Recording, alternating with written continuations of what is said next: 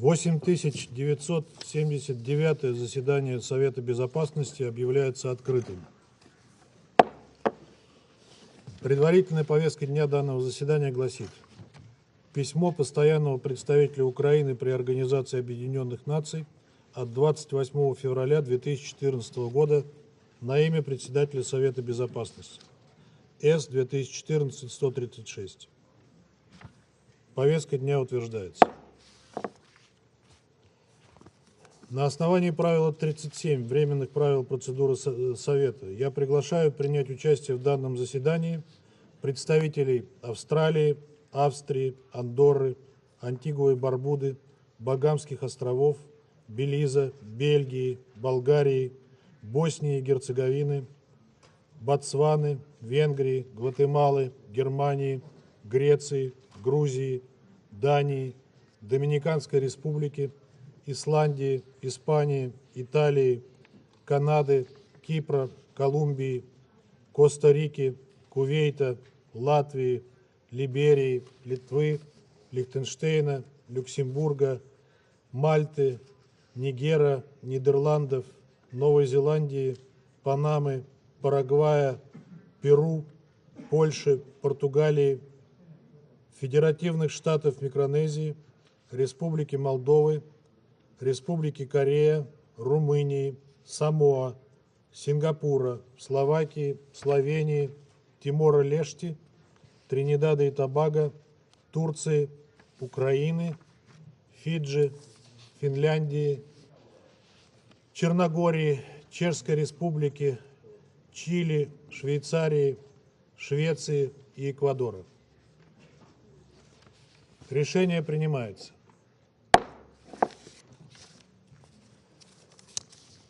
Сейчас Совет Безопасности приступит к рассмотрению пункта 2 повестки дня.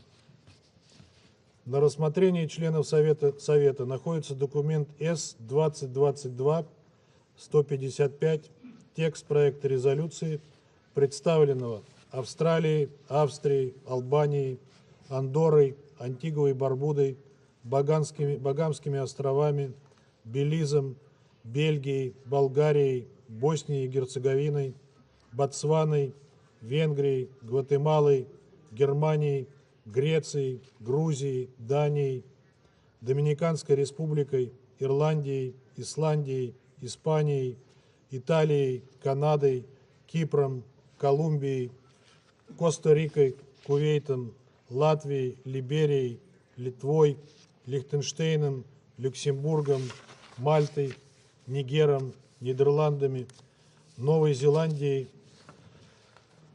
Норвегией, Панамой, Парагваем, Перу, Польшей, Португалией, Федеративными Штатами Микронезии, Республикой Молдовой, Республикой Корея, Румынией, Самоа, Сингапуром, Словакией, Словенией, Соединенным Королевством Великобритании и Северной Ирландии, Соединенными Штатами Америки, Тимором-Лешти, Тринидадом и Тобаго, Турцией, Украиной, Фиджи, Финляндией, Францией, Черногорией, Чешской Республикой, Чили, Швейцарией, Швецией и Эквадором. Сейчас это у нас, а потом я даю слово, правильно? Сейчас я объявляю, а потом даю слово. Совет готов приступить к голосованию по проекту резолюции, находящемуся на его рассмотрении. Сейчас я предоставляю слово тем членам Совета, которые хотели бы выступить с заявлениями до голосования.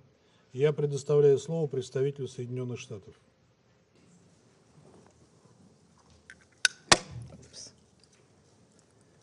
Colleagues, we are here today because of Russia's unprovoked, unjustified, unconscionable war on Ukraine. Let us never forget that this is a war of choice, Russia's choice. Russia chose to invade its neighbor. Russia chose to inflict untold suffering on the Ukrainian people and on its own citizens. Russia chose to violate Ukraine's sovereignty, to violate international law, to violate the UN Charter. Now, all across Ukraine, people are fleeing for their lives. Residents of Kyiv and Kharkiv have left their homes with only the belongings they could stuff in their backpacks to make shelter in subway stations, which have now become bomb shelters. We've seen reports of attacks on kindergartens and orphanages. Babies, newborn babies in an intensive care unit have been evacuated into makeshift bomb shelters too. We have seen heart-wrenching images of fathers sobbing as they say goodbye to their young children and sending their families away, as they send their families away to safety while they stay behind to defend their country. In Kyiv today, thousands of people crushed into a local train station with mothers passing their children over the crowd, begging for people to help to get their babies onto trains and to safety. According to the UN High Commissioner for Refugees, more than 50,000 people have fled Ukraine in less than 48 hours. We've also seen everyday Russians bravely speak out and demonstrate in cities across Russia against President Putin's decision to plunge them into a war with their neighbor. They do not want to sacrifice Russian lives for Putin's ambition. This body, charged with maintaining international peace and security, was created to prevent exactly this kind of aggression from ever happening again. Russia's latest attack on our most fundamental principles is so bold, so brazen, that it threatens our international system as we know it. We have a solemn obligation to not look away. We believe to our core that the noble intentions of this institution should still have a place in solving 21st century problems and shielding our children and our grandchildren from the horrors of war. The horrors of war are exactly what our Ukrainian brothers and sisters are experiencing today. The people of Ukraine will soon need food and water and shelter and medical aid. They will face displacement and lose everything they've worked to build. For these reasons, we and Albania, in consultation with our allies and partners, have proposed this draft resolution holding Russia to account for its aggression against Ukraine. This resolution condemns Russia's aggression. It reaffirms the sovereignty, independence, unity, and territorial integrity of Ukraine. And it demands the Russian Federation to immediately, completely, and unconditionally withdraw its forces. It also calls for the facilitation of rapid, safe, and unhindered humanitarian assistance to those in need in Ukraine and the protection of civilians, including those who are humanitarian personnel. Today, we are taking a principled stand against Russia's aggression in this council, but many of us are taking actions in our capitals to defend international law, including the UN Charter, and to impose severe consequences on Russia for its invasion of Ukraine. In coordination with our allies and partners, we are imposing severe and immediate economic costs on Russia. These measures include sweeping financial sanctions that will have an immediate impact on its economy and export controls that will cut off Russia's access to vital technological inputs, atrophy its industrial base, and undercut Russia's strategic ambitions to exert influence on the world stage.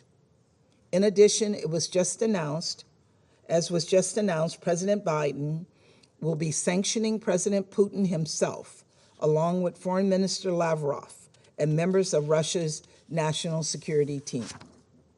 These actions are meant to complement the important work we're doing in the Security Council and the resolution we have put forward today. History will judge us for our actions or lack thereof. And so long as we have a Security Council, I believe we ought to strive to ensure it lives up to the highest purposes to prevent conflict and avert unnecessary war.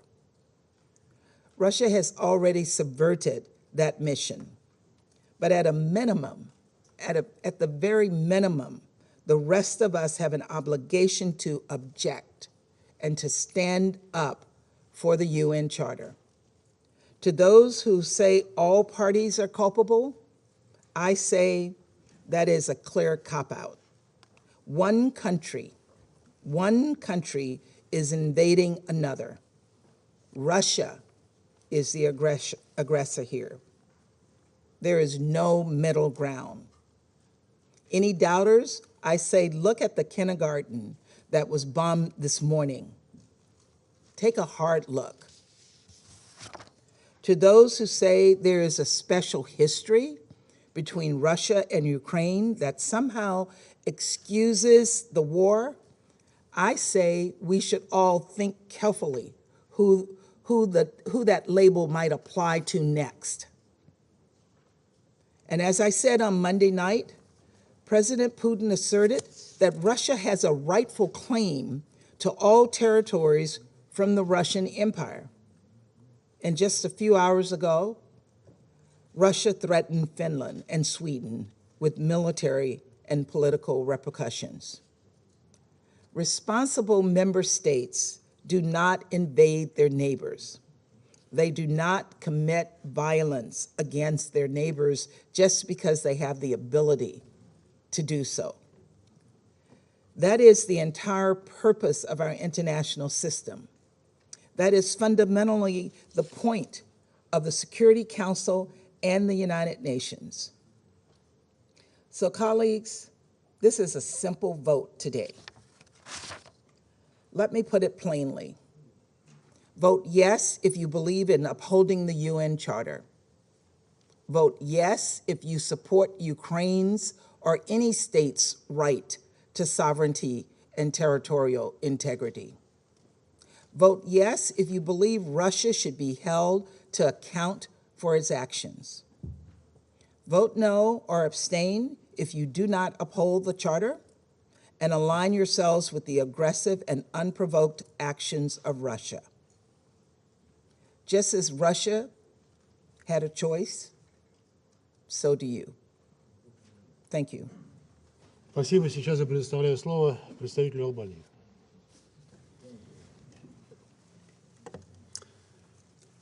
Let me start by stating that my delegation subscribes to what we just heard from the Ambassador of the United States. Dear colleagues, we are called today to express clearly and loudly where we, our states, stand individually and collectively with respect to international law that we have agreed to, with the principles enshrined in the UN Charter that we have agreed to, with the international norms we have commonly established to govern our relations as independent and sovereign countries, as peace-loving nations, as responsible international actors. As we speak, Ukraine is being bombed, people are being killed, a country in Europe is being destroyed by a more powerful country, its neighbor, that has decided it wants to turn the historic clock backwards. A prominent member of the Security Council to whom the world has given power and trust to decide on peace and security. Instead, that country has decided to rule and inflict death. With its unprovoked aggression, Russia is not only inflicting untold pain and causing an unprecedented humanitarian situation in Europe, it has stained the UN Charter with innocent blood. It is burying the Charter under the rubble of destruction in Kiev and other cities in Ukraine.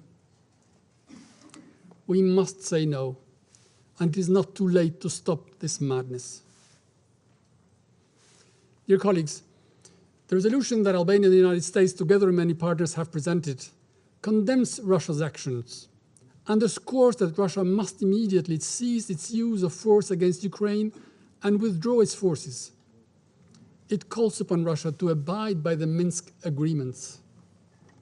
It also calls for facilitation of humanitarian assistance to those in need in Ukraine, and their number is growing by the hour, and urges continuous efforts to respond to the humanitarian and refugee crisis that Russia's aggression has created. The resolution echoes the call of the Secretary General addressed publicly to President Putin that in the name of humanity, bring your troops back to Russia. It echoes numerous similar calls at the highest level around the globe to stop war. This is the minimum we can do. We owe it to Ukraine, a member of the United Nations, to its people, to the world. Dear colleagues, this is a defining moment for the Council, and not only. This is a day that will be long remembered on one single aspect, and our children, the future generations, will know who stood up for respect of human life, for international law, for rules, for solidarity with Ukraine, so that children, young girls, women and men, just human beings, live their life free, in peace and in dignity. And who did not? This is not a moment to look away. This is a moment to speak, and we call on the members of the Council to support the text so that we say no to aggression, we say no to an unprovoked war, we say no to the domination of a country by a more powerful one. And I thank you. Спасибо. Сейчас я предоставляю слово представителю Соединенного Королевства. Thank you. The UN Charter begins with a solemn invocation to peace. We, the peoples of the United Nations, determined to save successive generations from the scourge of war. That conviction has been the touchstone of the work in this chamber since 1945. We must not forget that our fundamental purpose here is to protect people and their futures, to protect people from violence and conflict that destroys lives.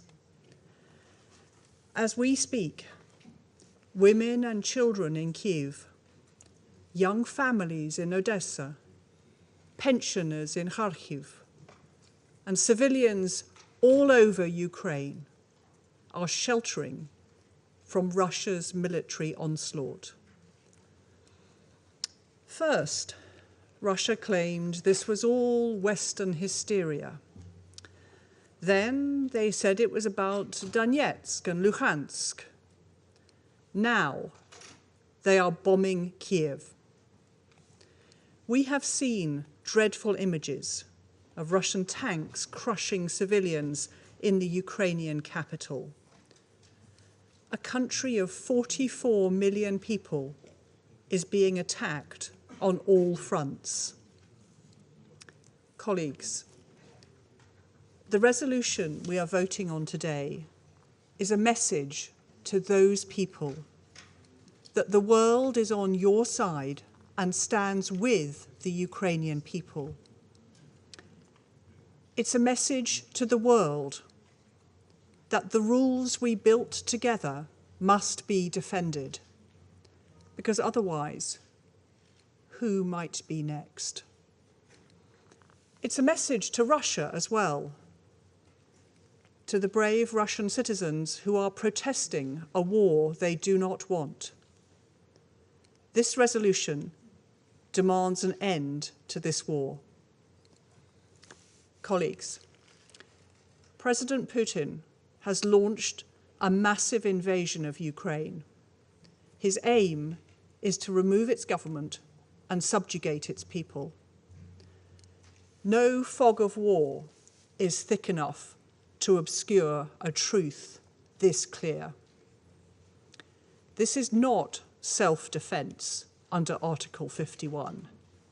It is naked aggression. It is an unprovoked, unjustified war, and this Council must condemn it. Thank you. Спасибо. Сейчас я предоставляю слово представителю Габона.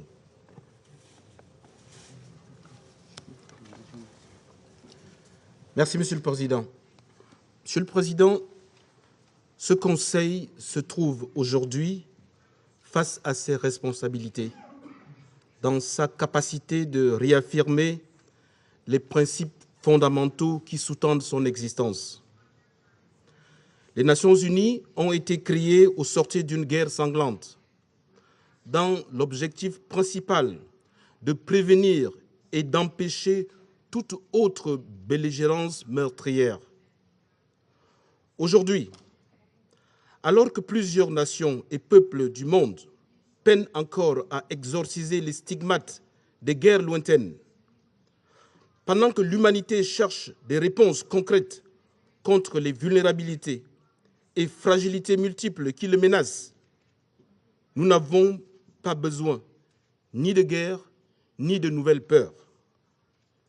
La guerre est la négation des aspirations des peuples du monde. La guerre sème la mort et la destruction. Ces dévastations et traumatismes sont terribles et souvent irréparables.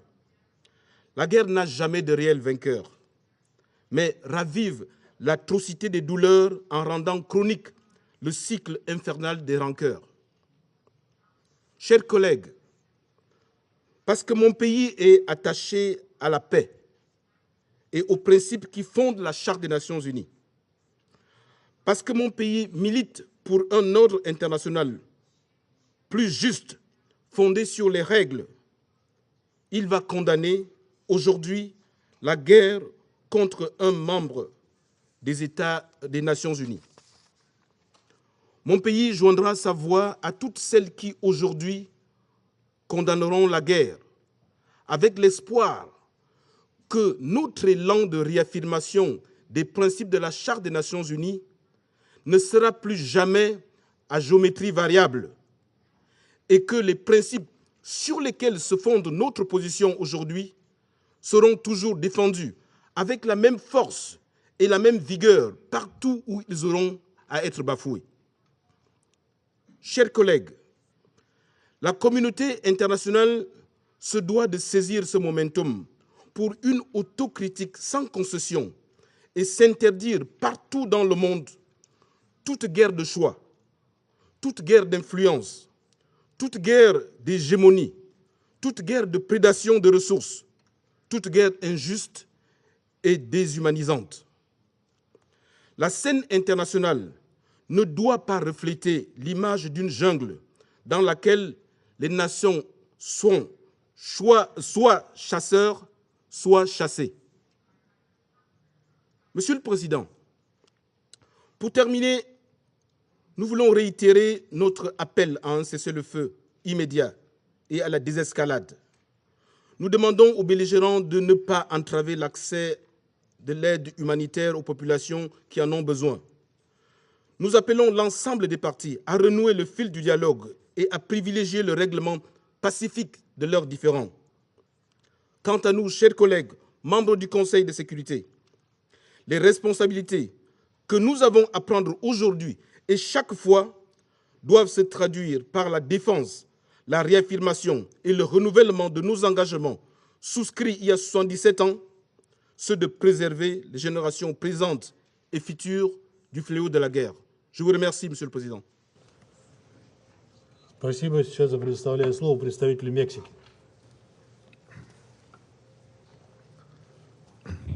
Muchas gracias, señor presidente. México votará en favor del proyecto de resolución presentado por Albania y los Estados Unidos por las razones que expondré a continuación. Primero, estamos ante la invasión de un país soberano por parte de otro, lo que representa una flagrante violación al artículo 2, párrafo 4 de la Carta de la ONU y constituye, además, una agresión en los términos de la resolución 3314 de la Asamblea General, adoptada por todos los miembros de las Naciones Unidas. Segundo, México ha sufrido en carne propia 4 invasiones a lo largo de su historia como Estado independiente. 2 por parte de Francia y 2 por parte de los Estados Unidos. La primera intervención de los Estados Unidos en 1846 derivó en la pérdida de casi la mitad de nuestro territorio nacional de entonces. Tercero, México ha condenado siempre todo acto de agresión, como dejó constancia con su protesta en la Sociedad de Naciones, por la anexión de Etiopía y Albania por parte de Italia y la anexión de Austria por parte de Alemania. Cuarto, nuestro repudio al uso de la fuerza nos llevó a convocar en 1945 la Conferencia Interamericana sobre los Problemas de la Paz y de la Guerra en la Ciudad de México, para llegar a la Conferencia de San Francisco con una posición regional clara y definida en torno a este tema. Quinto, la política exterior de México es pacifista. Desde que se fundó la ONU, mi país ha defendido y defenderá ante esta organización y en todos los foros la proscripción de la amenaza o el uso de la fuerza en las relaciones internacionales. Sexto, en 1988 inscribimos en nuestra Constitución los principios de la Carta de las Naciones Unidas como principios normativos de nuestra política exterior. Por lo anteriormente expuesto, México condena los actos de agresión perpetrados por la Federación de Rusia en contra de Ucrania. Llamamos a las partes al cese inmediato de las hostilidades. Reconocemos la soberanía, la independencia política y la integridad territorial de Ucrania y respaldamos los esfuerzos del secretario general de la ONU en la búsqueda de una solución diplomática para evitar que avance el sufrimiento de la población civil. Señor presidente, como resultado de nuestra experiencia histórica y por mandato constitucional, México apoyará el proyecto de resolución que nos ocupa. Muchas gracias. Спасибо. Сейчас я предоставляю слово представителю Бразилии.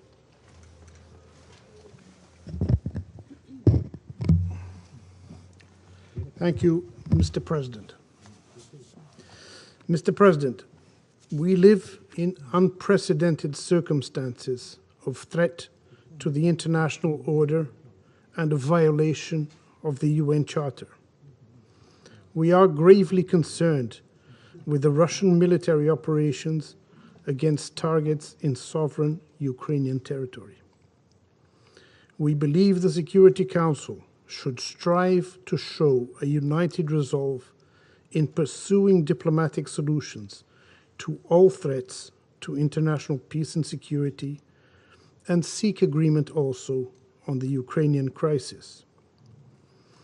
As we hear reports of increasing civilian casualties, fear and devastation in Ukraine, a scenario that any war inevitably generates, our main objective now is to immediately stop ongoing hostilities. How should we do that?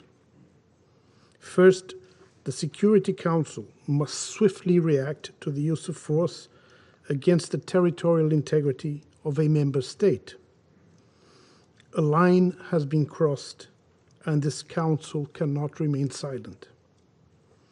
Secondly, and no less important, we need to create the conditions for dialogue among all involved parties. The world cannot afford a point of no return where parties see military victory as the only avenue to end conflict. During the negotiations of the text, Brazil attempted to seek this balance, to maintain the space for dialogue while still signaling that the use of force against the territorial integrity of a member state is not acceptable in the world today. We are also deeply concerned with Russia's decision to engage troops in military operations on the ground and with the loss of lives and danger to the civilian population that may ensue. We continue to hold a firm conviction that threats and force will not lead this crisis to a lasting settlement. Military action will inflict damage, undermine the faith in international law, and put the lives of millions of people into jeopardy. The mission of the Security Council is not over. If our efforts have so far failed to prevent a war, it is our duty to persevere and seek the immediate suspension of hostilities. We should strive to find ways to restore peace to Ukraine and the whole region. We renew our appeal for the full cessation of hostilities, for the withdrawal of troops, and for the immediate resumption of diplomatic dialogue. There is no alternative to negotiation to solve the present crisis. The security concerns voiced by the Russian Federation in the past few years, particularly regarding the strategic balance in Europe, do not give Russia the right to threaten the territorial integrity and sovereignty of another state. The Security Council has a legitimacy to debate and, with the goodwill of all, adopt measures to redress this dangerous situation. The collective security system of the United Nations rests ultimately on the pillar of international law. The sovereign equality and the territorial integrity of UN member states are not hollow words. It is our duty to give concrete meaning to the high aspirations of the drafters of the UN Charter. That is our most valuable legacy. To rid ourselves from the scourge of war was the very reason for the establishment of the United Nations. In the end, peace and international order must prevail. We shall not rest until this mission is accomplished. I thank you, Mr. President. Спасибо. Сейчас я поставлю данный проект резолюции на голосование. Прошу голосующих за проект резолюции, содержащийся в документе С-2022-155, поднять руку.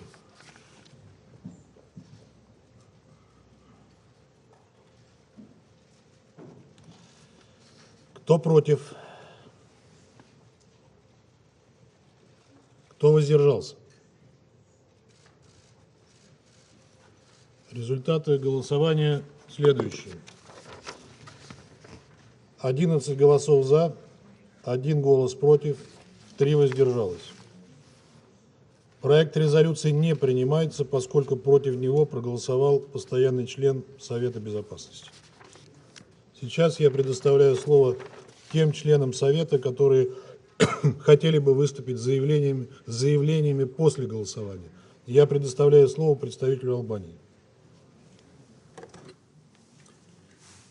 Dear colleagues, we deeply regret the decision of the Russian Federation to veto the resolution. The Council lost a precious opportunity to show to the world its unity, its power, its usefulness.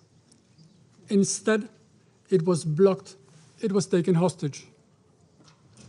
We are disappointed but not surprised, and this is not the end of our efforts. We will continue to work with the UN member states, with those who stand for rules and not chaos, with those who base their relations with others on respect and not contempt. We will continue to condemn this aggression, call for ending this senseless war. Russia may inflict damage, kill people, overthrow a legitimate government, try to destroy Ukraine, but as history teaches, it will never be able to kill freedom. Instead, Russia will be held responsible for the consequences of its actions. It is already facing worldwide condemnation. It will face sanctions, as we heard, and restrictions, just like the suspension of its rights in the Council of Europe today. But it will not be able to destroy European security, nor will it be able to throw the world back. We stand and will stand with Ukraine. And as announced today by Prime Minister Rama, Albania, in its tradition, is ready, if needed, to shelter Ukrainians fleeing the war. In conclusion, let me reiterate that Albania supports the sovereignty, territorial integrity of Ukraine within its internationally recognized borders. And I thank you. Спасибо. Сейчас предоставляю слово представителю Соединенных Штатов.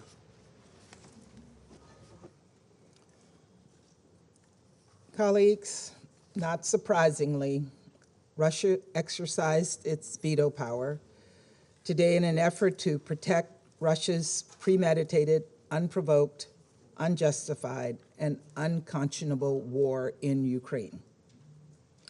But let me make one thing clear. Russia, you cannot veto this resolution. You can veto this resolution, but you cannot veto our voices. You cannot veto the truth. You cannot veto our principles. You cannot veto the Ukrainian people. You cannot veto the UN Charter. And you will not veto accountability. Responsible members of this Security Council have stood together today in the face of Russia's aggression, and we will continue to stand with Ukraine, supporting it in every way we can. We are united behind Ukraine and its people. Despite a reckless, irresponsible permanent member of the Security Council abusing its power to attack its neighbor and subvert the UN and our international system. This vote showed which countries truly believe in supporting the core principles of the UN and which ones deploy them as convenient catchphrases.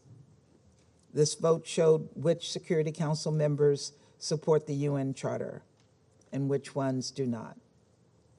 We will be addressing this matter in the General Assembly, where the Russian veto does not apply, and the nations of the world can, will, and should hold Russia accountable and stand in solidarity with Ukraine.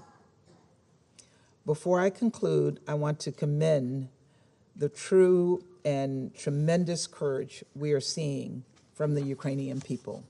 I want to thank the Ukrainian permanent representative who is here with us today. Earlier today, President Biden spoke with President Zelensky and personally commended the brave actions of the Ukrainian people who are fighting to defend their country. He also conveyed ongoing economic, humanitarian, and security support being provided by the United States, as well as our continued effort to rally other countries to provide similar assistance. It's hard to imagine what it must feel like to see tanks rolling into your city, to see bombs dropped on your streets, to see soldiers storm your parks and your gardens. But in the face of all of this, everyday Ukrainian people are taking extraordinary actions to protect their children, to protect their country, to defend everything they hold dear. I also want to commend the courage of the thousands of people in Russia who are protesting Putin's war, despite grave risks to their personal safety. They will keep chanting, "No war." They will keep asking how many Russian lives Putin wants to sacrifice for his cynical ambitions. As we move forward, I hope more member states take their cues from this courage and honor all of this bravery with more of our own. Thank you. Спасибо. Сейчас я предоставляю слово представителю Индии.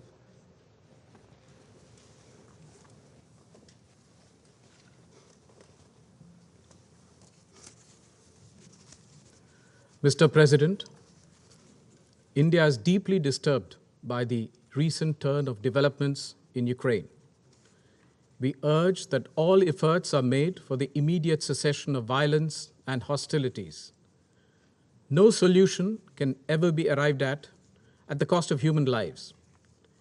We are also deeply concerned about the welfare and security of the Indian community, including a large number of Indian students in Ukraine. The contemporary global order has been built on the UN Charter, international law, and respect for the sovereignty and territorial integrity of states. All member states need to honor these principles in finding a constructive way forward. Dialogue is the only answer to settling differences and disputes, however daunting that may appear at this moment. It is a matter of regret that the path of diplomacy was given up. We must return to it. For all these reasons, India has chosen to abstain on this resolution. I thank you. Спасибо. Сейчас я предоставляю слово представителю Соединенного Королевства.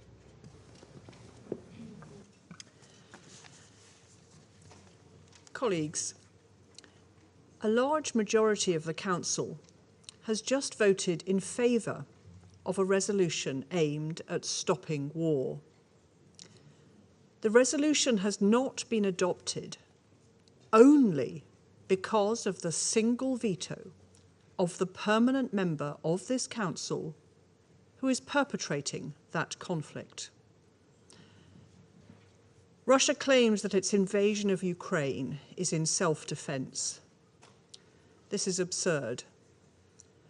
Russia's only act of self-defence is the vote they have cast against this resolution today. Make no mistake, Russia is isolated. It has no support for the invasion of Ukraine. History will record how we voted today and which countries stood up to be counted in defence of the Charter and the sovereignty and territorial integrity of Ukraine. The United Kingdom stands steadfast in support of the Ukrainian people and will hold Russia accountable for its aggression. Thank you. Спасибо. И я предоставляю слово представителю Норвегии.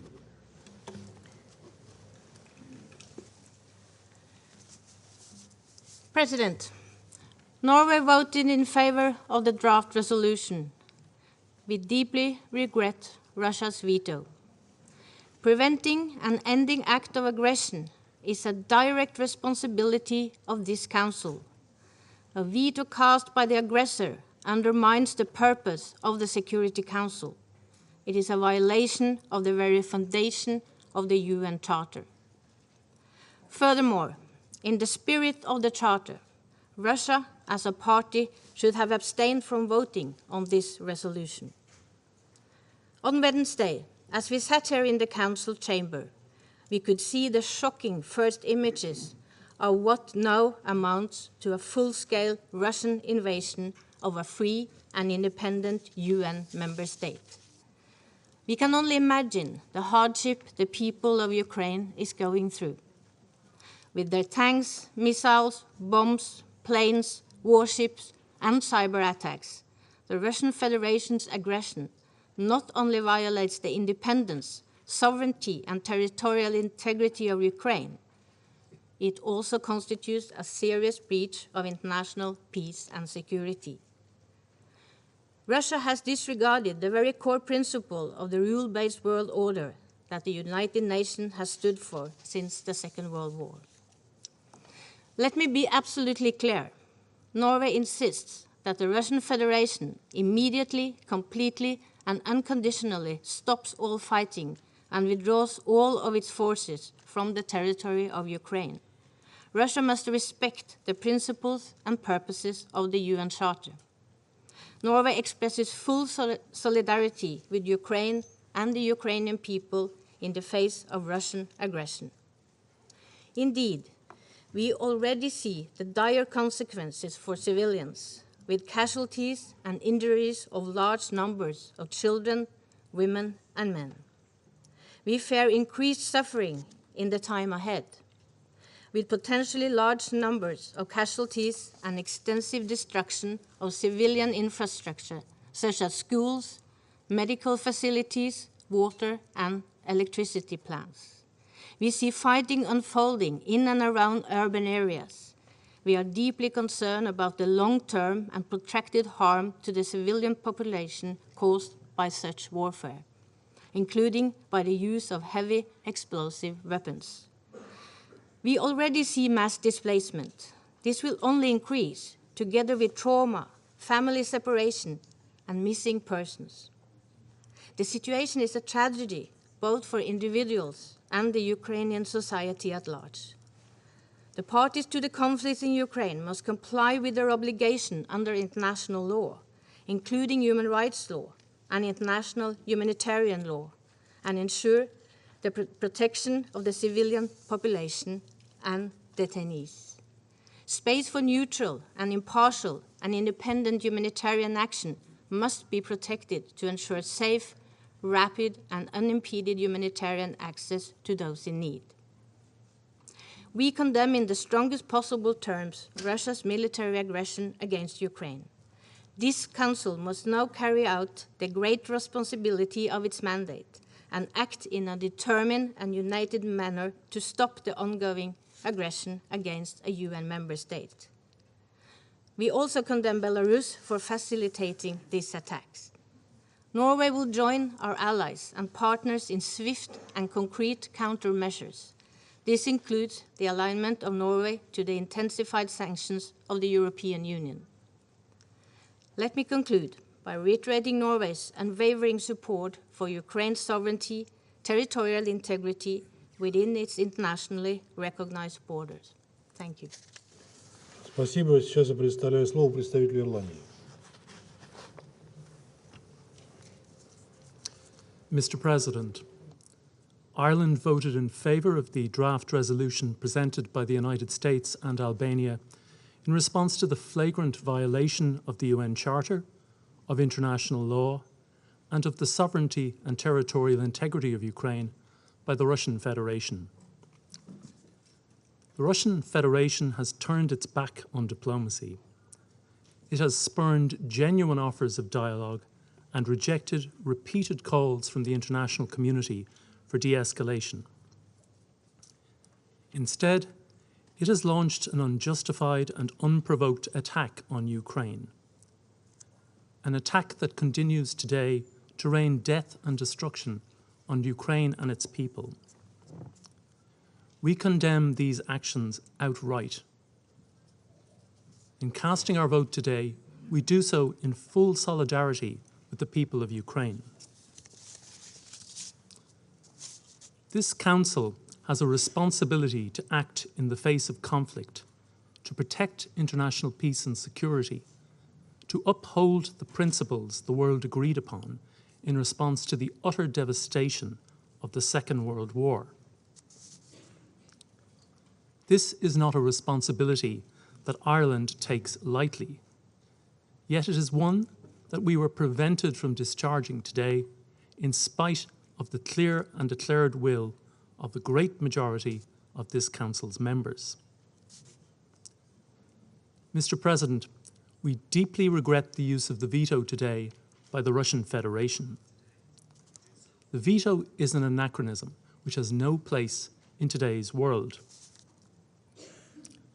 The use of the veto to block Council action is always unacceptable. Its use today in blatant defence of military aggression is reprehensible.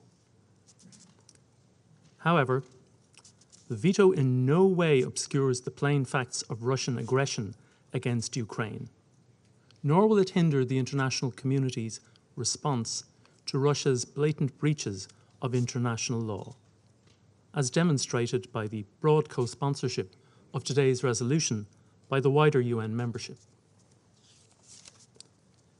In this context, Ireland strongly supports the comprehensive sanctions announced by the European Union yesterday. We stand ready to support further measures if Russia does not reverse course. Mr. President, the unfolding horror of recent days is a tragedy for the people of Ukraine, and one which evokes nightmares that the people of Europe fervently hoped had been consigned to a blood-stained history. Only dialogue and diplomacy offer escape from these nightmares. We call on Russia to end its aggression against Ukraine today, to turn away from war and choose the path of dialogue and diplomacy. This is the right path, and the time to take it is now. Thank you.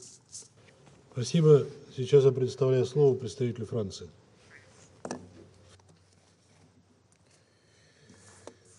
Monsieur le Président, à cet instant, les missiles russes tuent des civils, bombardent des villes, détruisent des infrastructures essentielles dans le seul but de vassaliser l'Ukraine. Ce sont les rêves de reconquête de l'Empire russe qui sont à l'œuvre ici. L'Ukraine est la victime d'une agression préméditée par le président de la Fédération de Russie. Rien ne pourra jamais la justifier. Aucun membre de ce Conseil ne la soutient. Le résultat du vote de ce jour est clair. La Russie est seule. La France salue la mobilisation de tous les membres de ce Conseil qui, en votant en faveur de cette résolution, ont exprimé leur attachement au droit international et leur soutien à l'Ukraine. Elle condamne le veto opposé par la Russie aux efforts visant à restaurer la paix et l'ordre international. La Russie foule aux pieds les responsabilités que lui confère le statut de membre permanent du Conseil de sécurité. Elle instrumentalise la Charte des Nations Unies pour en violer les principes les plus fondamentaux. Monsieur le Président, au sein des Nations Unies et dans toutes les enceintes, la France continuera de se mobiliser avec ses partenaires pour soutenir l'Ukraine et le peuple ukrainien. Je vous remercie. Спасибо. Сейчас предоставляю слово представителю Ганы.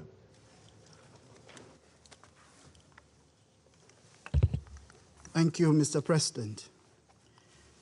Ghana voted in favor of the draft resolution on the situation in Ukraine, which did not pass, because that is the minimum duty we owe to the Charter, the peoples of the world, and in particular the government and people of Ukraine as a member of this Council. We joined the 10 other members of the Council in seeking to deploy in the strongest terms the Russian Federation's invasion of Ukraine, because that act breaches Russia's obligation as a member of the United Nations. Its obligation to respect the provisions of Article 2, Paragraph 4 of the Charter. By not refraining from the use of force in its relations with Ukraine, the Russian Federation had chosen to violate without justification the sovereignty, political independence, and territorial integrity of Ukraine, even as several world leaders had appealed for dialogue to find a peaceful settlement of the situation. The Russian Federation's actions, which have assailed the purposes and principles of the Charter of the United Nations, have threatened the global order and the balance of peace and security. We have also taken note of the Russian Federation's letter presented to the Council that seeks to indicate that its use of force against Ukraine was in self-defense, but dismiss it in the face of its all-out military action against Ukraine. We are pained by the unnecessary and rising number of deaths that have been occasioned by the invasion, and we call on the Russian Federation to immediately withdraw its forces from Ukraine and to recommit to dialogue and diplomacy. Besides our own assessment that Ukraine presented no imminent threat to the Russian Federation, the letter is also interpreted within the context of Russia's own public declarations over the course of the past days, which have shown to the world that rather than a security merit, this has been about the use of force against its weakened neighbor because it could. At the beginning of its military buildup on the borders of Ukraine, we were told that what was being observed was a normal military exercise. When concerns over the massive buildup were made, the Russian Federation informed the world that its troops were on its side of the borders and had no intention of crossing the frontiers of Ukraine. At a point, we were also informed that troops were being considered to be sent to the Donbas region of Ukraine in the context of peacekeeping. Today, the whole world knows better. As we met in an emergency session on Wednesday night to afford yet another opportunity for peace, the trust and good faith crucial for diplomatic engagement was broken in a cruel and dismissive manner. The battle against Kiev may yet be won, but the goodwill of the world has been lost. The use of force as a basis for secure international agreement has no place in our modern international order, and the world cannot accept this. Ghana is deeply disappointed by the actions of the Russian Federation, a permanent member of the Security Council. its actions have fallen short of the higher standards expected of all those states that are considered as the enduring guardians of international peace and security. Indeed, for those members of the Council with a special privilege, there is also special responsibility. I reiterate Ghana's full support for the sovereignty, political independence, and territorial integrity of Ukraine in accordance with the Charter. At a time that the world looked up to the Council to send a strong message that threats and use of force against other states are unacceptable, we have been unable to do so, not because there is no broad agreement to do so, but because the way and manner the Security Council has been structured to function has constrained us. The present situation creates difficult choices, which we all must consider and carefully reflect upon as we proceed with the long-standing efforts to reform the United Nations Security Council and how it operates. Fortunately, the ongoing process in the General Assembly provides an opportunity, and all member states must genuinely commit to that process. If we fail to act proactively, our inactions would cost us permanently. Before concluding, let me indicate Ghana's continuing concern over the situation of the civilian populations in all parts of the internationally recognized borders of Ukraine, as well as the welfare of more than 1,000 Ghanaian students and several nationals in that country. We recall that in accordance with international humanitarian law, there are consequences for unlawful actions against civilian populations. Also, as the Secretary General rightly said in his press engagement on Wednesday night, the invasion of Ukraine by Russia would come at great cost to most of our countries. Already, oil prices have gone beyond $100. Inflation in most of our countries have begun to rise. Investment decisions are being pulled back. The already difficult situation of economic stagnation triggered by the COVID-19 pandemic is beginning to worsen. The consequences of these adverse developments is that the fragility of most of our countries will deepen and further risk created for global stability. The actions that have taken place against Ukraine are therefore far-reaching and require even greater solidarity. First, with the people of Ukraine who bear the direct and immediate impact of this unjustified action that violates the Charter and the principles of international law, but also for the many, especially developing countries, whose populations are facing severe austerity. May we find the wisdom and common purpose to overcome the difficult moment we face. Ours is the call for peace. Let's give peace still yet a chance. I thank you. Спасибо. Сейчас я предоставляю слово представителю Бразилии. Mr. President, Brazil regrets that the Security Council was unable to react to a breach of international peace and security that is still happening as we speak. During the negotiations, Brazil favored a text that could maintain space for dialogue among all the parties, while sending a decisive message for respect to international law and to the basic principles that for more than 75 years have saved us from a war of wide proportions. We thank the proponents for their flexibility in several aspects of the draft during the negotiations. Mr. President, the framing of the use of force against Ukraine as an act of aggression in the draft, a precedent that has seldom been used in this Council, signals to the world the gravity of the situation, but could also downplay other times when force was used against the territorial integrity of member states with no equivalent reaction from the Council. Indeed, we could have ended up with a text that is more conducive to reconciliation. Brazil has fought for that. However, under the current circumstances, not even a different text would have been enough to allow the Council to fulfill its responsibility to maintain international peace and security today.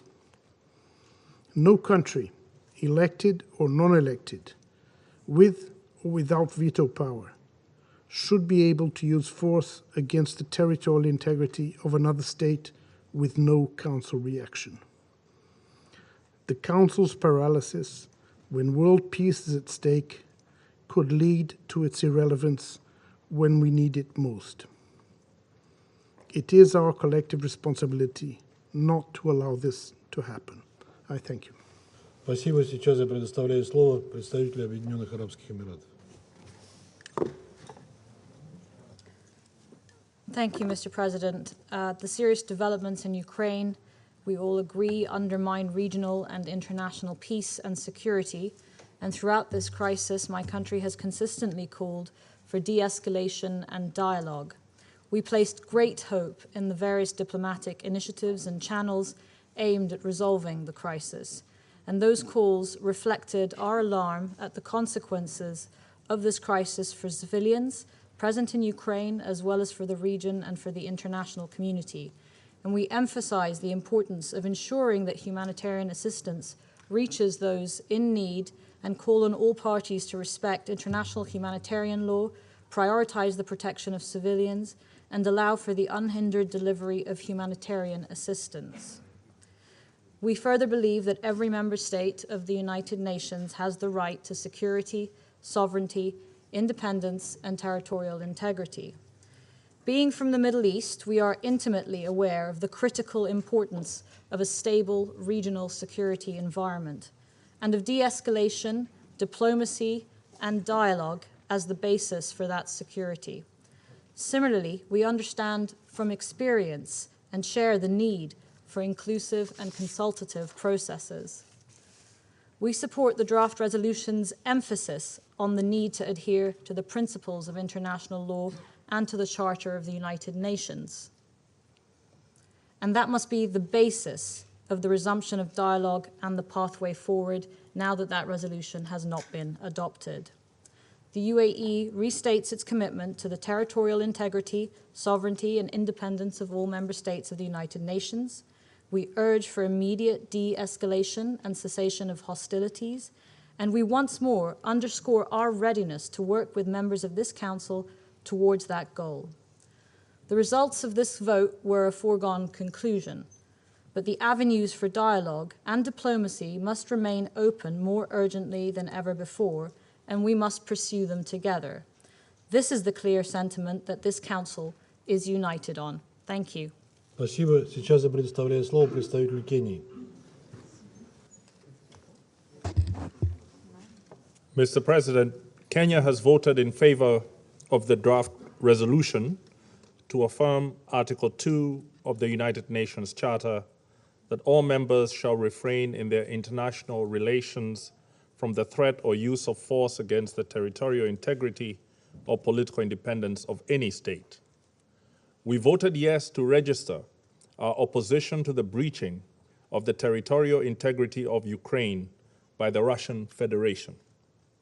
We voted with hearts that are heavy with sympathy for the people of Ukraine. We offer our condolences to all the Ukrainian families that have suffered the devastating loss of loved ones to this unnecessary war. Our affirmative vote today transcends the tragedy unfolding in Ukraine. We voted yes, also having in mind the justifications for past interventions by other powerful states, using resolutions from this very Council that seriously compromised international peace and security. Even as deserved condemnations ring out today about the breach of Ukraine's sovereignty, history's condemnations are a loud silence in this room. We cannot help but recall that Africa's Sahel region is in terrible turmoil due to the hasty and ill-considered intervention in Libya a decade ago. On that occasion, the African Union sought more time for diplomacy. Its counsel was ignored, and what resulted was not peace or the safety and security of the Libyan people. Instead, terror was unleashed on African peoples in the countries to the south of Libya. There have been yet other actions of similar magnitude that have brought us to this unfortunate pass. Today, the precious fabric of our charter lies torn and trampled and threatened with further harm if there is no urgent and visionary leadership with a faith in diplomacy pushing in the opposite direction. If the United Nations Charter could speak for itself, it would vote for this resolution to affirm its central role in safeguarding our collective peace. It would remind all members of the Security Council and the United Nations that the Charter contains the tools for the pacific settlement of their disputes by negotiation, inquiry, mediation, conciliation, arbitration, judicial settlement, resort to regional agencies or arrangements, or other peaceful means of their own choice. By failing to adopt this resolution, we deeply regret that the Security Council has failed to stop the infringement of the sovereignty of a member of the United Nations. I thank you. Спасибо. Сейчас я предоставляю слово представителю Китая. 谢谢主席先生。主席先生，中国对乌克兰局势的最新发展深表关切。局势发展到今天这一步，是中方不愿看到的。中国一贯根据事情本身的是非曲直决定自身的立场，主张尊重各国主权和领土完整。联合国宪章的宗旨和原则应当得到共同遵守。我们一直呼吁各方在平等和相互尊重的基础上，通过和平方式寻求解决彼此关切的合理方案，欢迎并鼓励一切致力于推动外交解决的努力，支持俄方同乌方通过谈判解决问题。安理会在过去一周举行了2次紧急会议，各方已经就当前局势充分阐明立场关切。面对当前十分复杂敏感的形势，安理会既要做出必要反应，也要十分慎重。任何行动都要真正有利于化解危机，而不是火上浇油。如果处置不当，一味施压制裁，只会导致更多的人员伤亡，更大的财产损失，更复杂混乱的局面，更难以弥合的分歧，彻底关上和平解决的大门，最终受害的还是广大无辜民众。这样的教训十分惨痛，必须深刻汲取。基于上述，中方对决议草案投了弃权票。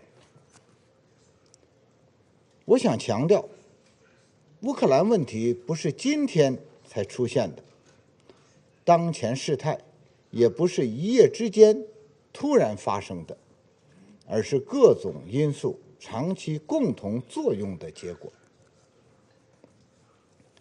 中方倡导共同、综合、合作、可持续的安全观。中方认为，一国的安全不能以损害他国安全为代价，地区安全更不能以强化甚至扩张军事集团来保障。各国的合理安全关切都应予以尊重。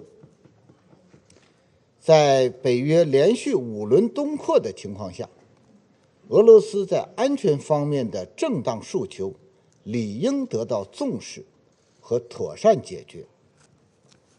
乌克兰应该成为沟通东西方的桥梁，而不应成为大国对抗的前沿。我们强烈呼吁有关各方保持最大限度的克制，缓和紧张局势，避免平民伤亡。乌克兰危机的最终解决，还是要摒弃冷战思维，重视和尊重各国合理安全关切，通过谈判形成均衡、有效、可持续的欧洲安全机制。我们呼吁各方尽快回到外交谈判和政治解决的轨道上来，展现诚意、善意，做出政治决断，通过对话协商实现乌克兰问题的全面解决。我谢谢你，主席先生。Спасибо. Сейчас я сделаю заявление в качестве представителя Российской Федерации. Российская Федерация проголосовала против представленного нам сегодня антироссийского и антиукраинского проекта резолюции Совета Безопасности. Почему антироссийского, думаю, объяснять не надо. Достаточно хотя бы бегло на него взглянуть. Почему антиукраинского?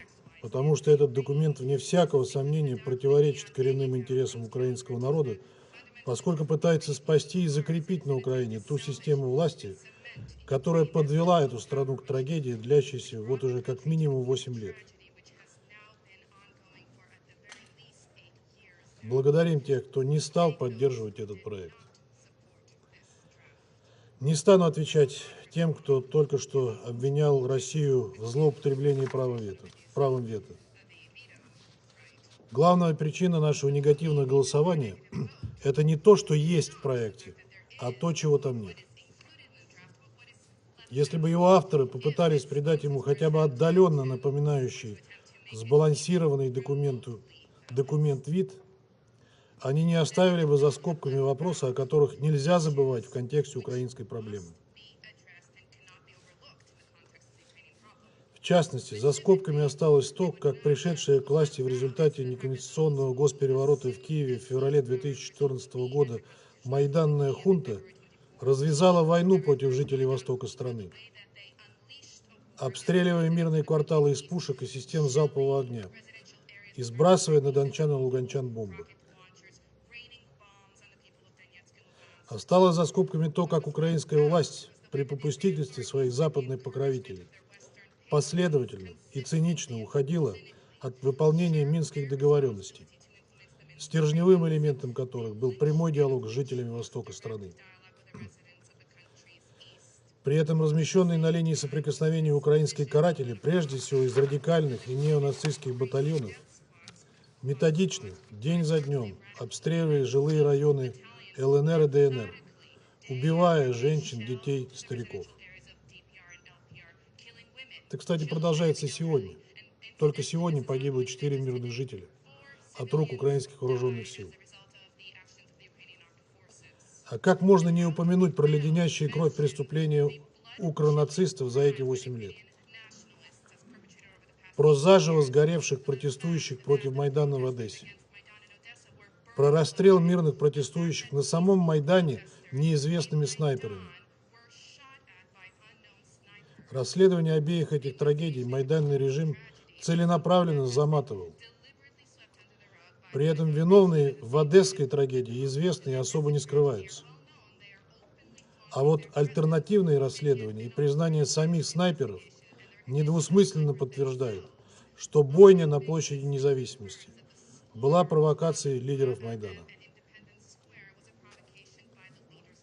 Мы специально провели в прошлом году неформальное заседание Совета Безопасности по формуле Ария по обоим этим сюжетам, чтобы дать коллегам по Совету Безопасности больше информации на этот счет.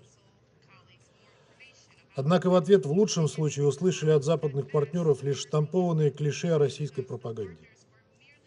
Какой текст резолюции по украинской теме может быть без этих упомянутых мною сюжетов?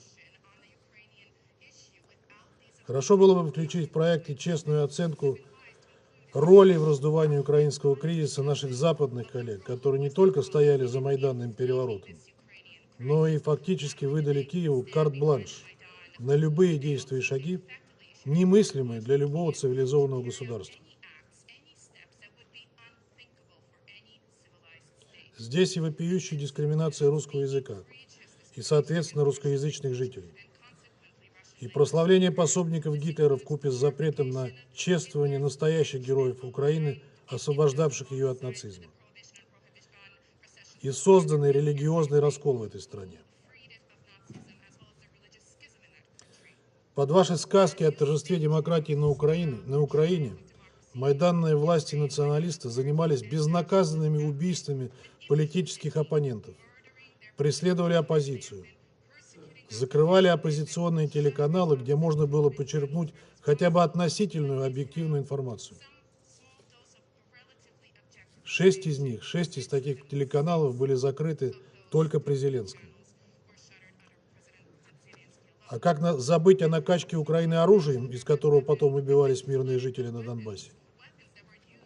Вы сделали Украину пешкой в вашей геополитической игре, не заботясь совершенно об интересах украинского народа. Ответственность за то, что происходит сейчас, лежит не только на нынешнем украинском руководстве, но и на вас, господа. И ваш сегодняшний проект резолюции – не что иное, как еще один ход в этой жестокой и бесчеловечной по отношению к Украине шахматной партии. Коллеги, сейчас весь эфир западных СМИ забит сообщениями о том, как мирное население Киева и ряда других украинских городов укрывается в бомбоубежищах и боится за свои жизни, спасаясь от обстрелов. Мы все искренне переживаем за наших соседей, призываем их не поддаваться на провокации. Президент Путин и Министерство обороны России четко заявили и ясно заявили, что удары по гражданским целям наноситься не будут. Но националисты уже используют мирных жителей в качестве живого щита. В частности, категорически осуждаем размещение националистами в жилых кварталах позиций артиллерии и систем залпового огня. Это прямое нарушение норм международного гуманитарного права, включая статьи 51 и 58 первого дополнительного протокола к Женевским конвенциям. Видим, как используют ситуацию в пропагандистских упражнениях западные политики и СМИ.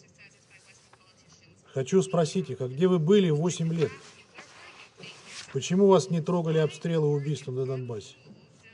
Почему вы вообще не замечали, что в ЛНР и ДНР проживают 4 с лишним миллиона жителей, которых вы в лучшем случае называли пророссийскими сепаратистами?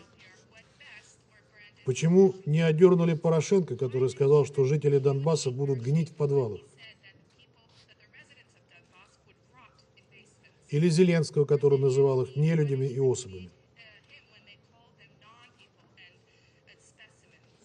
Кстати, сказать не могу не отметить, что в пропагандистском угаре наши коллеги очень часто используют картинки из Донбасса, выдавая их за последствия так называемой российской агрессии на Украине.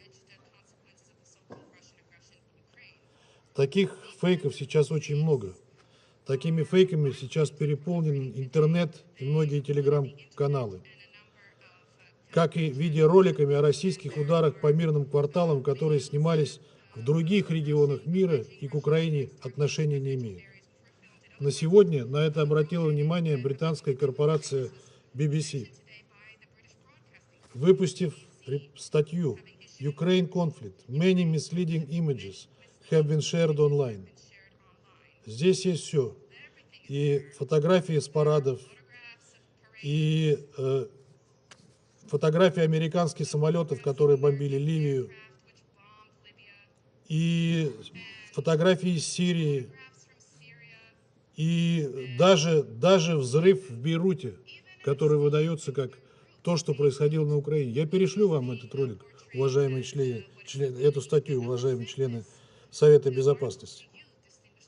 Отдельно, конкретно хотел бы обратиться к своему французскому, британскому и американскому коллеге. Мой поспред Франции сказал, что на Украине сейчас происходит убийство гражданских лиц. Это неправда. Российские войска не бомбят украинские города. И мы сказали, что этим лицам ничего не угрожает. и нет подтверждения, достоверного подтверждения гибели гражданских лиц. По спреду Великобритании я хотел бы сказать, что то, что вы даете за то, что российская бронетехника давит мирных жителей, я видел этот репортаж сегодня. Хочу вам сообщить, что это из ролика понятно, что это тяжелый гусеничный зенитный комплекс, который называется «Стрела-10», который состоит на вооружении вооруженных сил Украины. На вооружении России таких комплексов нет. Они просто устарели. Вот такими фейками вы пользуетесь. Американские коллеги, хочу сказать, что это же касается и заявления о якобы разбомбленном детском саду. Это фейк. Нам, конечно, трудно тягаться с Соединенными Штатами в количестве вторжений к своим соседям. Я воздержусь от перечисления агрессии, которые совершили США за свою историю. Но вам ли читать нам мораль?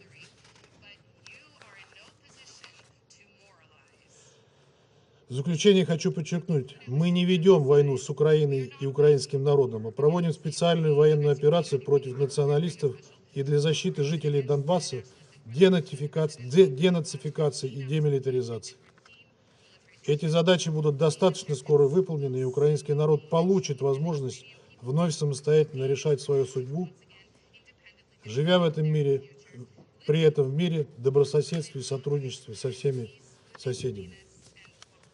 Сейчас я возобновляю свои функции председателя Совета Безопасности и предоставляю слово представителю Соединенных Штатов для дополнительного заявления.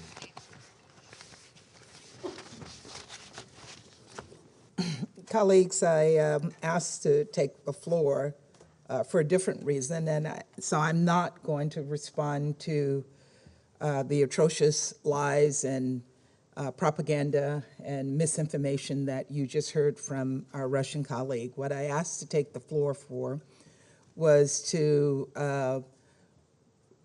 recall the names of some of our colleagues who were not named earlier due to the rapidly moving response to these events in Ukraine. Some of them were left off, who were sponsors of the resolution, and I'd just like to highlight their names because we so appreciate what they have done. Barbados, Croatia, Estonia, the Gambia, Grenada, Haiti, Jamaica, Japan, Kiribati, Lesotho, Marshall Islands, Monaco, North Macedonia, Palau, Papua New Guinea, and Suriname. I want to thank you and all of you for your support.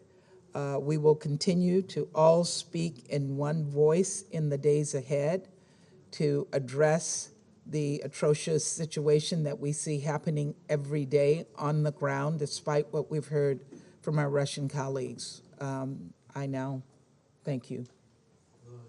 Спасибо. Сейчас я предоставляю слово представителю Украины.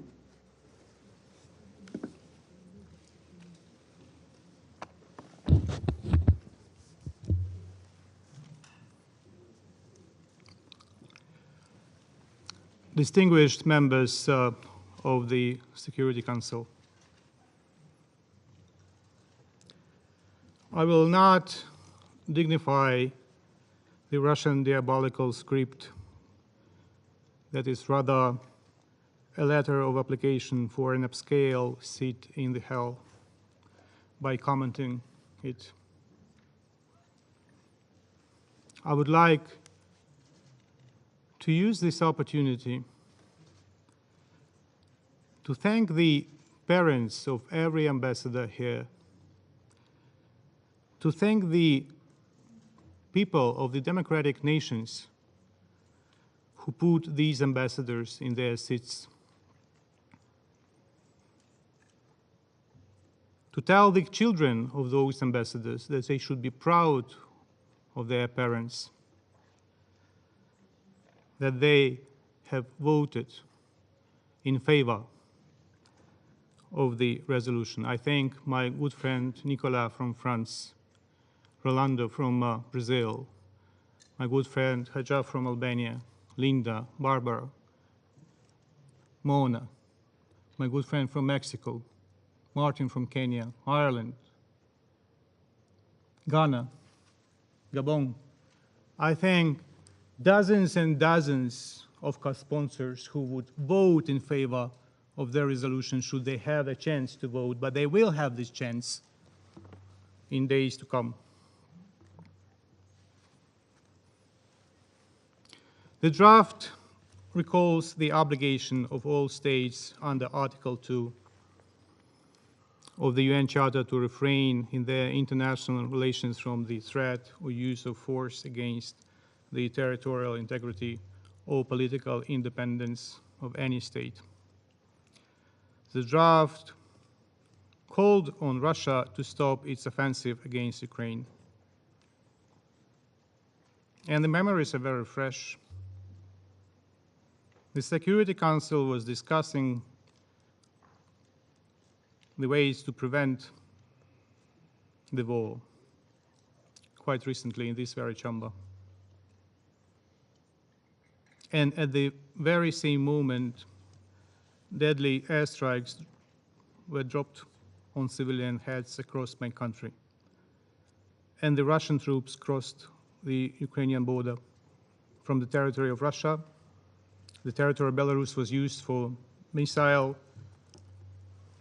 attacks,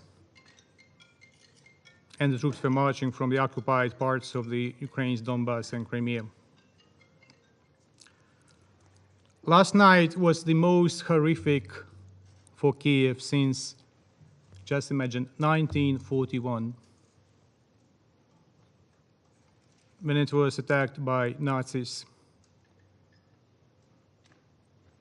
Last night was attacked by someone who pretends they are fighting with neo-Nazism. Therefore, I'm not surprised that Russia voted against. Russia is keen on continuing its Nazi-style course of action. The Kremlin regime should not be called Russian regime. The Kremlin regime should be called Russist regime. A couple of hours ago, my president said, and I quote, "Tonight, the enemy will use all the forces at their disposal to break our resistance, vile, cruel, and inhuman. Tonight, they will storm. We must all understand what awaits us. We have to persevere tonight. The fate of Ukraine is being decided right now," end of quote. We just heard something that the Russian ambassador wanted to present as assurances from himself and from his leadership that it's all provocation. And that he urged us not to yield to provocations. Do you remember how many times he said that, and his deputies said in this very room that there will be no invasion, no attacks? Do you remember how, during the previous session, he was walking out of the chamber, trying to call someone, not knowing what was going on? How we can trust you? How we can trust your assurance? You have no idea what is on the mind of your president. Your words have less value than a hole in the New York pretzel.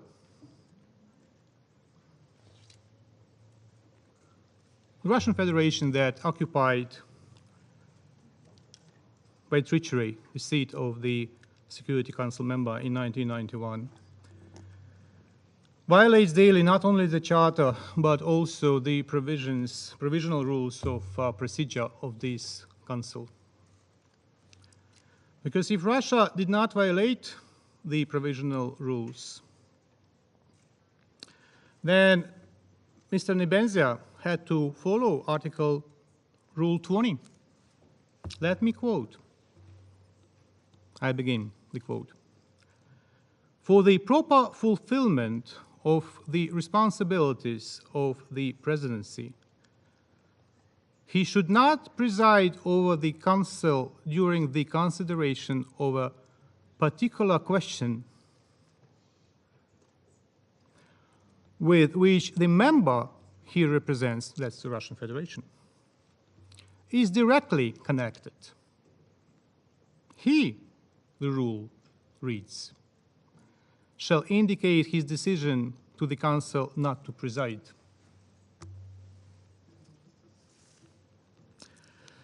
So since the Council is not ruled by the current presidency by rules,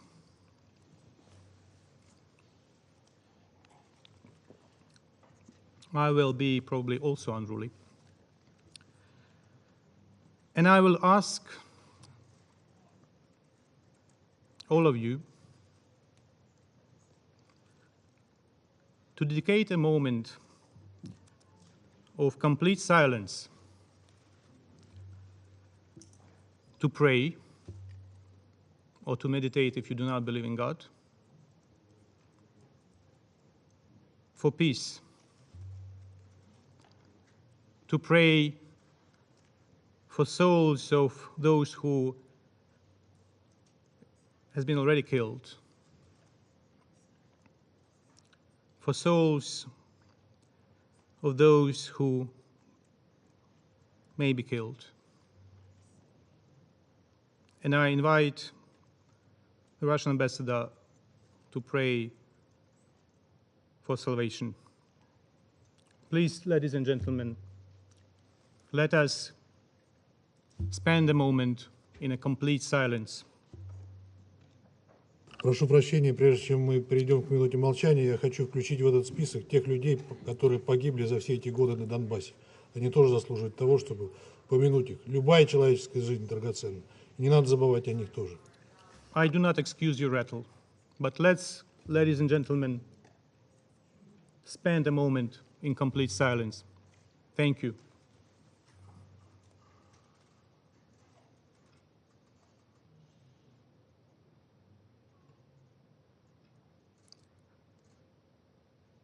I thank you very much, ladies and gentlemen.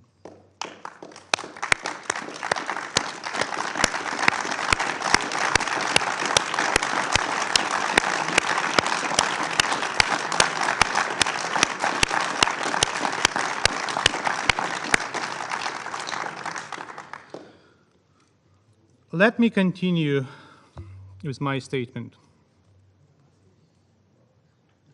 I'm saddened, however, that there is a small handful of members that seem to be still tolerating the war.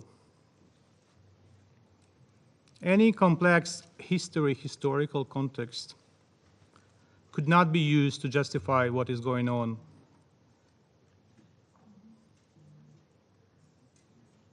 And I may say to some, it is exactly the safety of your nationals right now in Ukraine that you should be the first to vote to stop the war, to save your nationals in Ukraine, and not to think about whether you should or should not vote because of the safety of your nationals. Nothing could justify missile shellings of kindergarten and an orphanage, hospitals that happened today. And in fact, one of my relatives got a stroke a couple of days ago, and the person cannot be evacuated even to the shelter because the person is not movable. So the person is in the hospital in the city of Kyiv. These attacks are war crimes and violations of the Rome Statute, whether you party to it or not. We are collecting these and other facts and will immediately send them to The Hague. And responsibility is inevitable. Nothing could justify today's deliberate shelling by a Russian warship of a Moldovan flagged chemical tanker with the Russian crew. Imagine. Or a Panamanian flag cargo ship near Odessa port in the Black Sea. It is a flagrant violation of international law of the sea. Is it a time to discuss historical reflections against the backdrop of the alarming situation in the Chernobyl nuclear power plant, seized by the Russian armed groups?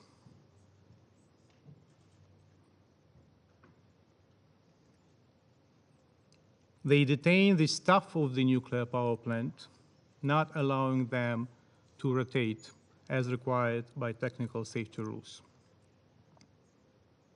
Another matter of alarm that the control levels of gamma radiation, those rates in the exclusion zone, have already been exceeded because of the damage of the topsoil due to the movement of a large number of heavy military equipment, including tanks. And as a result, there is contamination by radioactive dust. Dear Security Council members, as of previous night, midnight, almost 140 persons were killed on the Ukrainian side and 316 persons wounded during, that was the first day of the Russian invasion. Many objects of civilian infrastructure were ruined. To stop the advance of the Russian tanks, a young gentleman, a hero, blew himself on a bridge. He killed himself to destroy the bridge, not to let the Russian tanks to go ahead.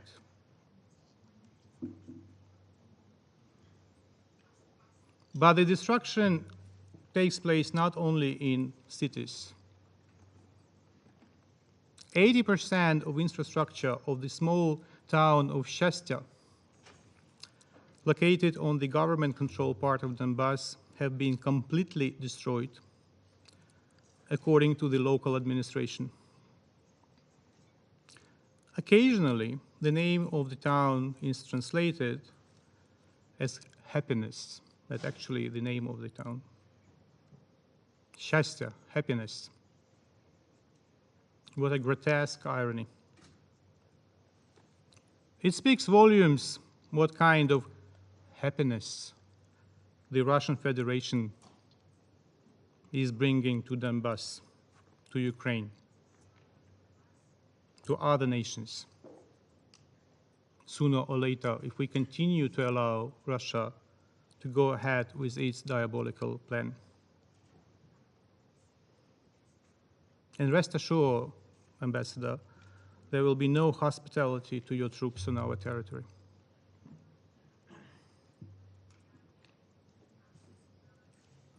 Ukraine has been executing its right for self-defense according to the Article 51. It's not the Russia that executes. Your perverse reading of the Charter is so sick that it's impossible to interpret. Calling occupational troops peacekeepers, claiming the right of self-defense, lunacy. The Russian troops are suffering heavy losses. Aircraft, helicopters, tanks, trucks, and most importantly, personnel. you can stop the vote in this chamber. But what may stop the war is unfortunately the bodies and thousands of bodies of Russian soldiers that will be delivered to their mothers in Russia, whether you like it or not, because we have to defend our territories, we have to defend ourselves on our territory.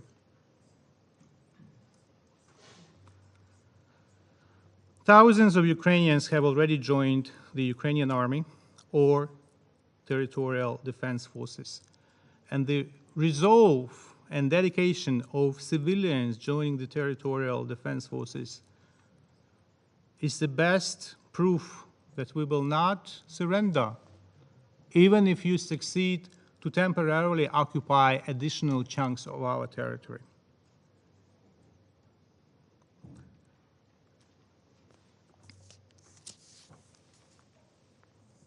Ukraine has broken diplomatic relations with Russia, something that had to be done 8 years ago. We call on our partners to follow our example or to find other ways to sever relationships, diplomatic relationships with Russia. We call on international organizations to ban or suspend Russia's membership. The latter has happened today, in fact, as the Committee of Ministers of the Council of Europe, by overwhelming majority, I mean, it's almost like consensus, adopted the decision to suspend the Russian Federation from its rights of representation in the Committee of Ministers and in the Parliamentary Assembly of the Council of Europe. In the first place, you shouldn't have been invited to the Council of Europe. You were invited to the Council of Europe, this temple of human rights, in the middle of the Chechen War. In the very middle of the Chechen War, even before the Khasav-Yurt agreements. For hypocritical political reasons, the Europeans then were of the opinion that it's better to invite you, and you were invited in the middle of the war, killing thousands and thousands of your own citizens in Chechnya.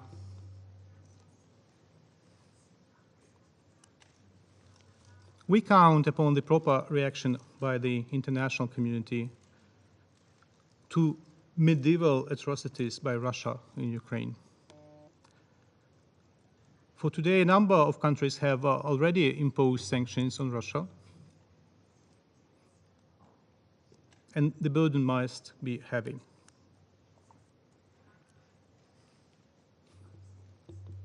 And if you say that sanctions is nothing, that I'm sure that the bodies of killed soldiers of Russia is not nothing, even if you are completely diabolical. We are sincerely grateful to the UN for its prompt decision to support the humanitarian response in Ukraine, as well as we highly commend the UN efforts to encourage major humanitarian donors to make additional funding available. I thank the Secretary General for his statement to this effect. And I have a plea. Stop harassing the Secretary General. Stop attacking him. Show respect to the institution. Stop wiping your feet of the Secretary General, who is a very nice person and a dedicated supporter of the UN Charter. We remain open for negotiations, but don't put words in our mouths. Don't manipulate with our statements about negotiations. We are sick of your interpretations. Speak on your own behalf. Do not speak on our behalf. This was stated by the President of Ukraine, that we are open to negotiations. on a permanent basis, and we have been saying that all along. It is you who killed Normandy 4. It is you who killed the Minsk agreements. All that gibberish about who said what and when in Normandy 4 by no means can justify the offensive. By no means can justify thousands and thousands of your troops on our territory. Your today's call of your president to the Ukrainian army to remove the government of Ukraine, are you crazy?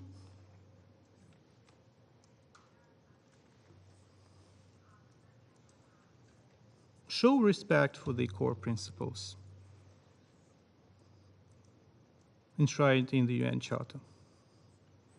Sovereign equality, non-use of force or threat of force against territorial integrity, and political independence.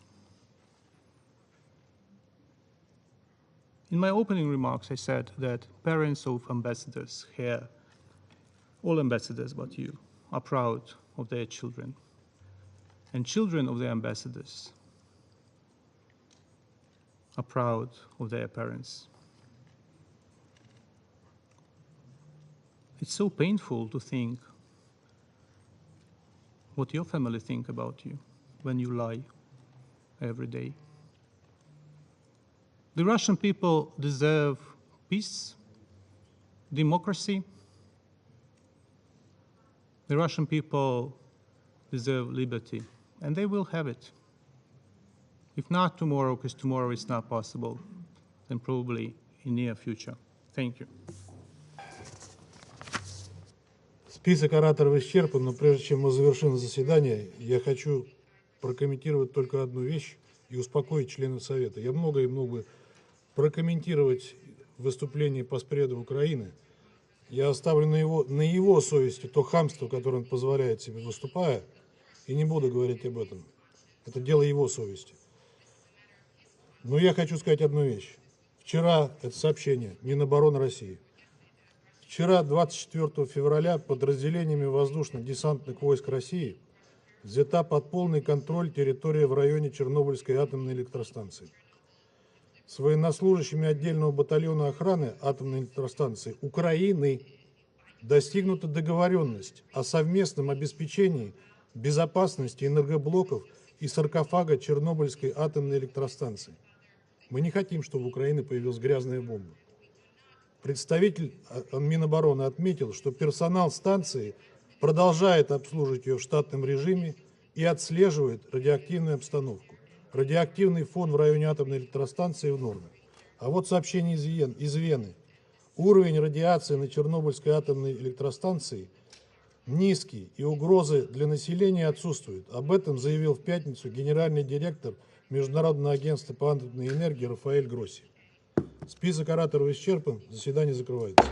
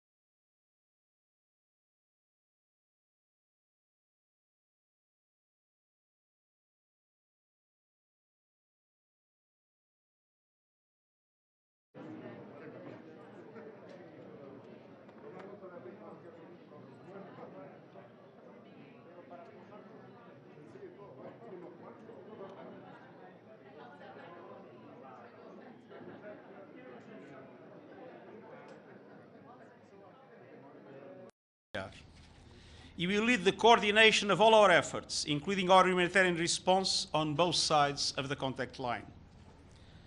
All concerned in this conflict must respect international humanitarian law and guarantee the safety and freedom of movements of UN staff and other humanitarians. Especially in a moment like this, it is important to remember that the UN is not just the chamber behind me. It is tens of thousands of women and men around the world, feeding the hungry, vaccinating children, promoting development, protecting civilians in peacekeeping operations, mediating conflicts, supporting refugees and migrants, advancing human rights, standing, delivering, extending a lifeline of hope. The United Nations Charter has been challenged in the past, but it has stood firm on the side of peace, security, development, justice, international law, and human rights. Time after time, when the international community has rallied together in solidarity, those values have prevailed. They will prevail independently of what happened today. We must do everything in our power so that they prevail in Ukraine, but they prevail for all humanity. Thank you. Thank you very much. Mr. Secretary General, are you concerned about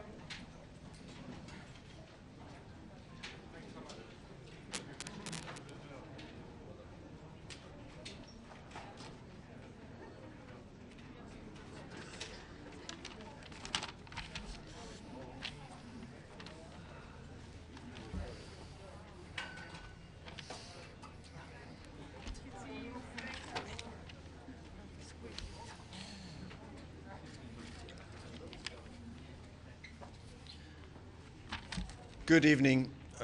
We stand here in full solidarity with the people of Ukraine. And we stand here to condemn and reject the Russian military aggression against them. This is an invasion of a member of the United Nations. It is not just a matter for Ukraine, nor is it just a matter for Europe. It's an attack against the fundamental principles of this organization.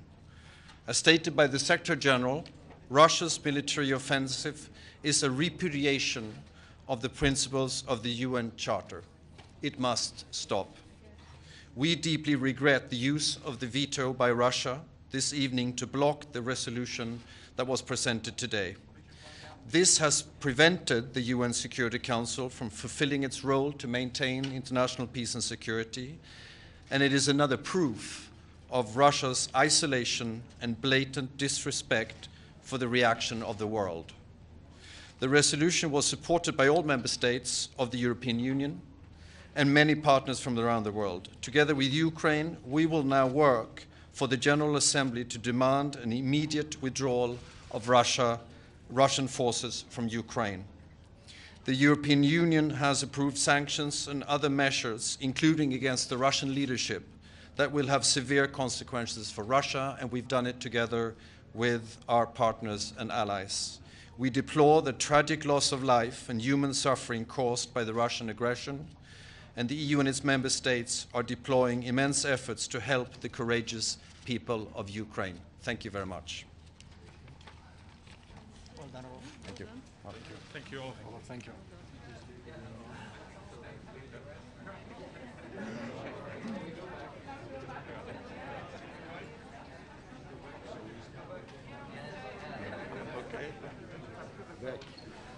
Bien, Ferit.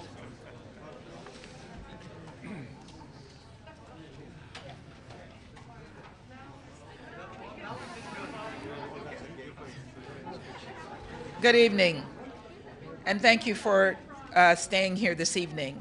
I will now read a joint statement on behalf of approximately 43, on behalf of dozens of allies and partners gathered here with me today. This afternoon, the Security Council voted on a resolution to hold Russia accountable for its aggression against Ukraine, to protect civilians, including children, and call for the facilitation of rapid, safe, and unhindered humanitarian assistance to those in need. The resolution was vital and it was straightforward. Fundamentally, it was about whether the countries on the Security Council charged with maintaining international peace and security believe in upholding the UN Charter. The UN Charter was written with the express purpose of preventing a war like the one President Putin just started. The war has brought, in just its first days, devastating losses of life, and Russia alone is accountable. President Putin chose to violate Ukraine's sovereignty. President Putin chose to violate international law, and President Putin chose to violate the UN Charter. President Putin chose to drop bombs on Kyiv, to force families to stuff their lives into backpacks and shelter in subway stations. President Putin is the aggressor here. There is no middle ground. We believe we have a particular responsibility to stand up to the violations of the UN Charter because Russia is a permanent member of the Security Council who is culpable. Those of us standing here today continue to believe in the Security Council's solemn duty and highest purpose to prevent conflict and avert the scourge of war. Russia has abused its power today to veto our strong resolution, but Russia cannot veto our words. And as I said in the Council, Russia cannot veto the Ukrainian people. Russia cannot veto their own people protesting this war in the streets, and Russia cannot veto the UN Charter. Russia cannot and will not veto accountability. We thank the member states who signed as co-sponsors of this resolution for standing with Ukraine and for the UN Charter today. We will be taking this matter to the General Assembly, where the Russian veto does not apply, and the nations of the world will continue to hold Russia accountable. Thank you very much, and thank you to all of our colleagues. Thank you.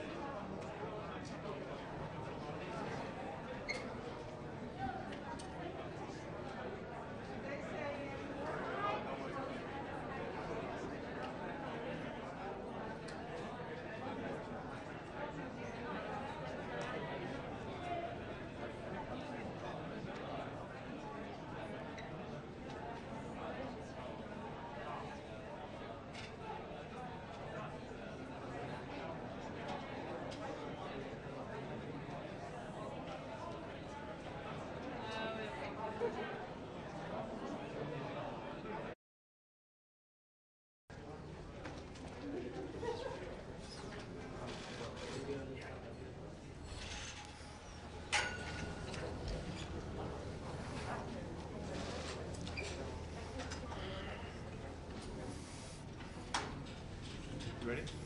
Good afternoon, good evening rather. Secretary General will make